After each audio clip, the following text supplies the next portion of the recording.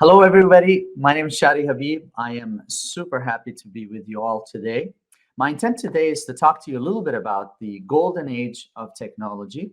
I'm going to start it off by talking about CGI a little bit and how we're looking at this golden age of technology. And then after that, tell you why the next couple of decades are going to be even more exciting than what we've seen in the last 2, 3 decades on our planet when it comes to technology and business.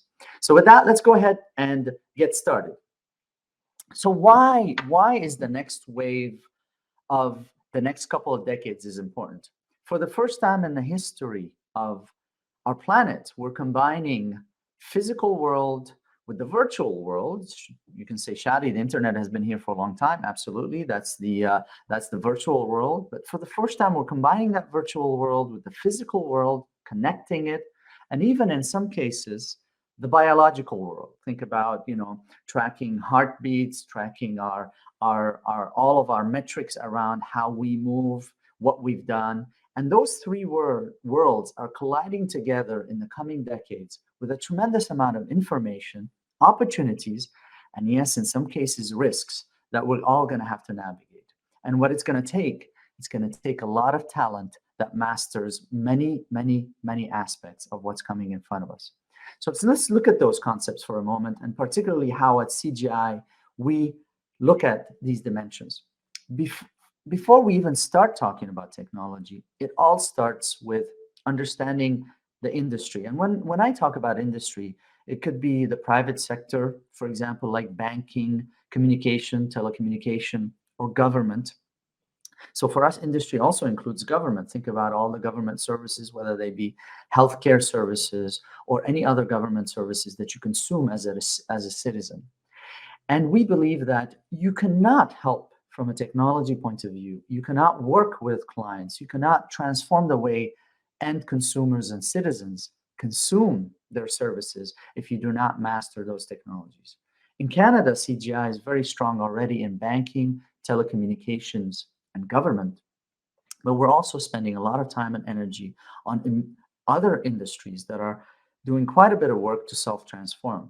The last couple of years, obviously, in health and life sciences, we've seen a huge jump in investment and how we look at care at home, within hospitals, within clinics, but now care is extended to the office, to the home, and everywhere. It's become virtual, as you've seen. It's accelerated tremendously. There's impact on manufacturing, where the way we manufacture, the supply chains across the world have to be rebalanced. Insurance is evolving very quickly. And space is another key sector for us that we're looking at. And I'll talk to you a little bit more about space, as it is a topic that I'm particularly passionate about. So that's how we see this in terms of CGI.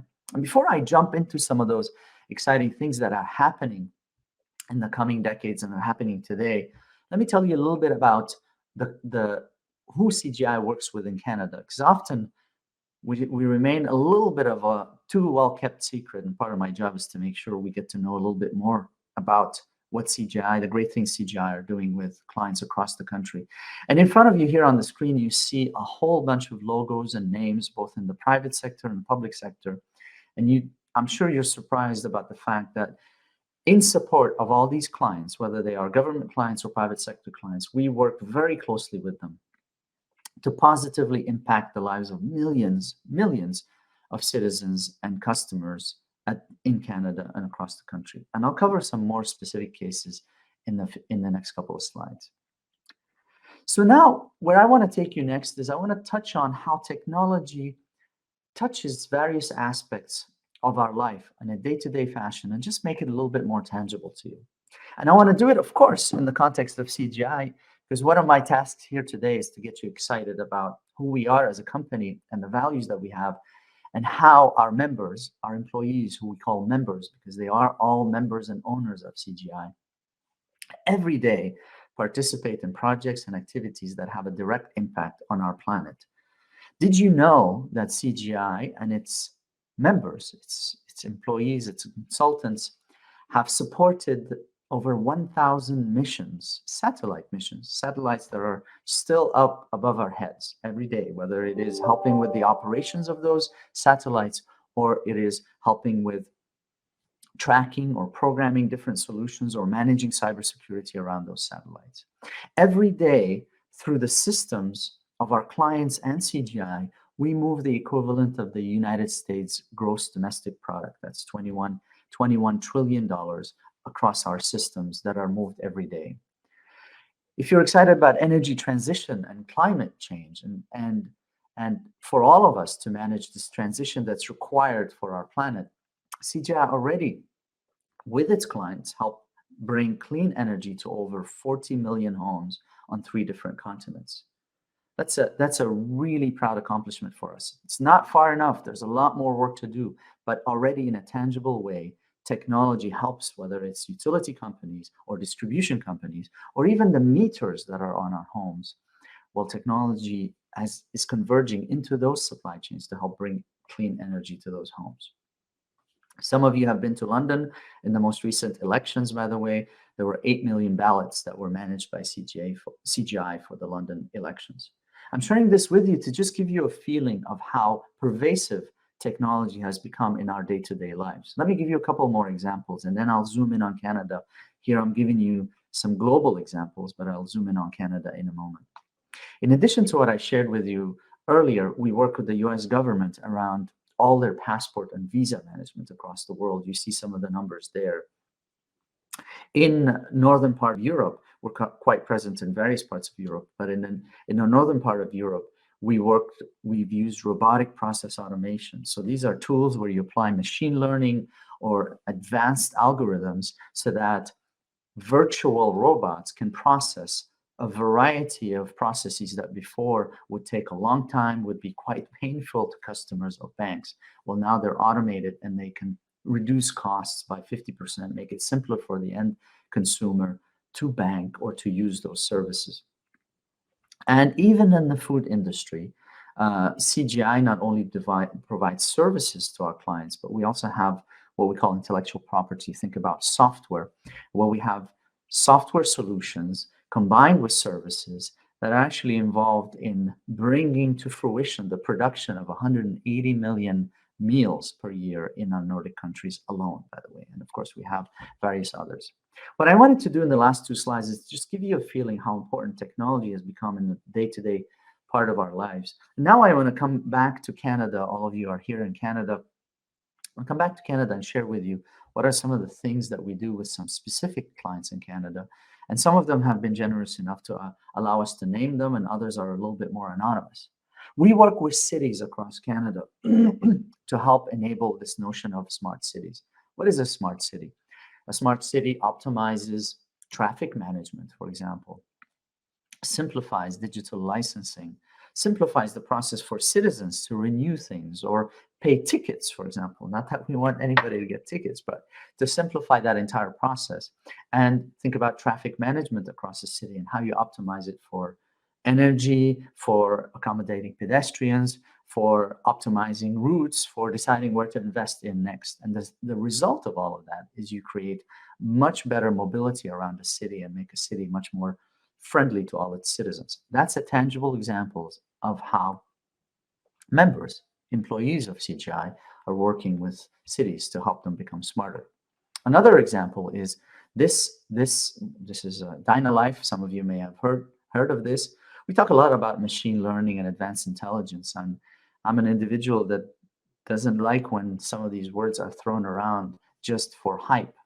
Well, in this case, this is a very, very tangible situation where these concepts of machine learning and advanced intelligence are used to self-train a virtual agent to deal with the tremendous amount of demand that came as a result of the last 2 years, whether it is to answer questions quickly, help them understand what they need to do, and get them either tested or manage their processes for travelers that are confronting, the Dynalife is confronting surges in demand that go up and down depending on the various things that happened in the pandemic of the last 2 years. So you can think about whether if you wanted to hire an extra 1,000 agents, physical people answering the phone, that would have been impossible if you didn't have a virtual agent that was helping clients to do that. So that's another tangible example that, of course, our CGI clients and our members worked with this client to help solve for. Another one is also in the pharmaceutical industry, more specifically around clinical research. Well, this is an organization, a proud Canadian organization that has been growing extremely quickly and had to continue to scale up, whether it's cybersecurity posture or it's using its technology for its digital transformation. And whether it's helping them with their cybersecurity, this is where we started our relationship with Nexulus, our client. It started off by supporting them as they were scaling up into a significant amount of growth, or our teams work with them very closely around this area. This might be an area that is of specific interest to you. And another great example where the client said, hey, this sounds really good. Please come and accompany us for the next 3 years as well to continue to support our growth. A proud acquisition from a client point of view this last year. And last but not least, for some of you that have used VS services, well, we're working with them, and everybody has heard of cloud. But once again, a cloud, there's the concept of cloud being a technology that's elastic, that's consumable. Well, CGI has been in this business for a long time. We work with many clients around cloud platforms. And in this case, we're working with VIA on an integrated reservation system to manage, once again, surges up and down in reservation traffic. And if you know about this notion of elasticity in cloud, it allows customers like VIA to manage significant ups and downs without suffering either service level disruption or cost disruption. And our teams are quite proud to be working with such a premier client, national client in this space. Those were 4 examples that I wanted to make tangible for you of what we're doing across the country in Canada. For my last slide, I wanted to just close up by talking about you and the skills for the future. And I want to stay on this slide for a little bit. A lot of folks reach out to me and say, hey, what are the necessary skills for the future? Should I learn math? Should I learn science? Should I learn programming? Should I learn Python or Java? Or should I specialize in neural networks so I can be good at AI and so on? And my answer to them is, I call all those things hard skills, and they are critical. And you should specialize in a hard skill. You should specialize in domains that you are passionate about. Of course, anything with data, anything with machine learning. You can specialize in science and engineering. You can specialize even in human behavior, all right? And those are critical, and you should keep doing that. But the skills of the future also require you, and it's an and, it's not an or, it's an and, to be very, very, very strong on some of the key soft skills of the future. I want to zoom back on that slide for a moment so you can see it. On the right-hand side, this notion of collaborating, being coached, and coaching. Why is this critical? The more complex our challenges are, the more complex they are in business, the more digital and technology value chains merge with business value chains, the more it's important for us to be excellent collaborators and have the ability to coach others on how they can collaborate and work together. Key skill. The next one is around listening and communication. Irrespective of what domain you have on the left-hand side, how specialized you are in your hard skill, your ability to interact, understand somebody working next to you, somebody working in the city 100 kilometers away, or across the world in Asia.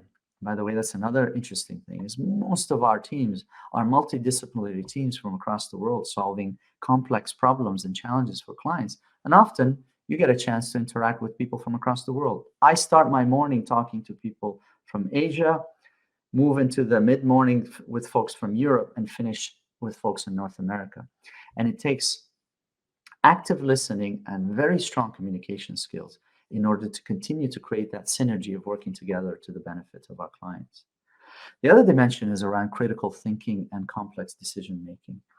As these value chains, whether they're business and digital, continue to advance, we're confronted constantly with questions on how to analyze the situation, how to understand it, how to bring in all the variables, knowing when to stop analyzing and take a decision around a topic that's going to help advance your project and support the client's initiative. Another key skill.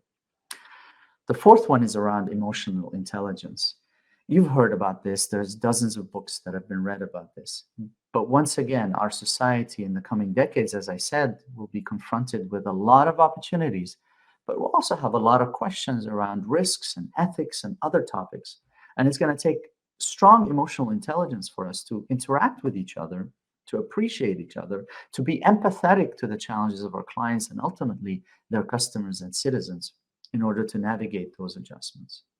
And last but not least, on that list of five that I want to attract your attention to, if there's one certitude, there's not many things certain in the next couple of decades, but there is one thing that's certain, is the pace of change is going to continue to evolve rapidly. And there's going to be volatility. And it's going to take people with a sense of agility and capability to pivot quickly while staying true to their values, to be creative and innovative, to navigate those adjustments and changes in support of their projects, in support of their initiatives, their societies, and again, once again, their clients. So where I'm going with all of this is how, as important as hard skills are, soft skills are becoming non-negotiable, and it is an and.